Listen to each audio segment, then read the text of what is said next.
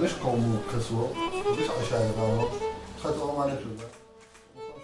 ئەمەی کە بەدەستەکەن وەک قودرێتەکەی ئیلاهیەکە نییە ڕێنێکی تایبەتی و هەبێکە خوای تبارەک و تەعالا خۆی بە جوانی دروستی کردە شێوەی ئەبلەقی دەستیەکە نەوعێکی ترە نەوعی تریش چەند نەوعی تریش هەیە دەرەکەی خڕا هەیە دەنکەکەی مەسەلەن ڕێک نییە وەک یەکتری هەیشە خوای تبارەک و تەعالا دروستی کردەوە ئەم تەسبیحەی من ئاوادانەکانی ڕێکن ئەمە ئێستاکە زیاتر بۆ ئەوە بەکارهێنەسە درێژیان کرێتەوە بۆتە 200 و 200 ئەوە نەدانە و نازانچی ئەمانە بۆ بەڕێبردننی کات و وەختەکەی خۆیەتی خۆی پێوە مەژغوڵ بکاوەکو کوردەڵێ یان بووەتە عادەتێک بەدەست کۆمەڵانی خەڵکەوە یەکێک ئەگەر تەسبیحێکی بەدەستەوە نەبێ ناو مەجلیسێکا دانشێ وەک ئەڵێ شتێکی لێبەزر بووە مەژغوڵێتێکی هەیە یان شتێکی هەیە یان ئەمە بڵێنەوەکو شتێکی کەمالیاتی لێ هاتە تقریبەن بە تایبەتی لە ناو میلەتی کووردا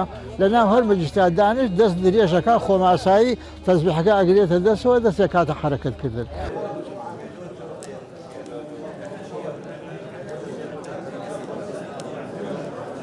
السبحة تعني سلسلة بالدواوين وبالمجالس وبالمضايق.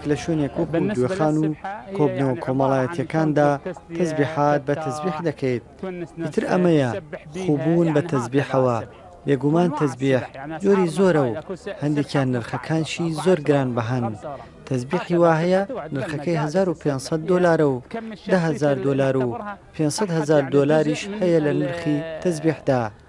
ئیتر ئەمەیە تەسبیح کە لە دوخاندا دانیشتیت تەسبیحاتی پێ دەکەیت و چووکە کە تەسبیحاتی پێ دەکەیت دەبێتە تەواوکەری شخصیەتێت وەک چۆن عابا و ئونسیلە و سەعات نای شارمیشەوە کەسانێکی زۆر هەن ناتوانن و یەک چرکەش بێت تەسبیح بگرن بەدەستەوە.